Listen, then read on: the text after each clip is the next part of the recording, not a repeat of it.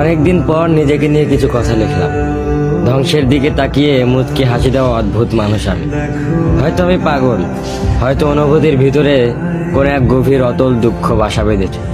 তবুও নিজেকে জোর করে হাসাতে শিখে গেছি।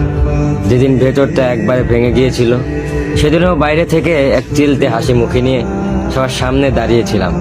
কষ্টগুলোকে আমি বন্ধু বানিয়েছি, একাকিত্বকে আপন করে নিয়েছি। মানুষ ভাবে আমি হয়তো সুখী, শক্ত, নির্লিপ্ত, কিন্তু তারা জানে না প্রতি রাত আমার এক একটা লড়াই। নিজেকে নিজেই বুঝিয়ে রাখি তুই ভালো আছিস, অথচ আমি জানি আমি ভালো নেই। ভেঙে যাচ্ছি প্রতিদিন একটু একটু করে, আর এই ধ্বংস হওয়াটাকে যেন ভালোবেসে ফেলেছি। আমি সেই মানুষ যে হার মানার আগে হাসে, কারণ জানি কান্না দেখিয়ে লাভ নেই। পৃথিবী শুধু শক্তদের মনে রাখে, দুর্বলদের নয়। তাই আমি অদ্ভুত, আমি অনুভূতির আগুনে পুড়ে যাওয়া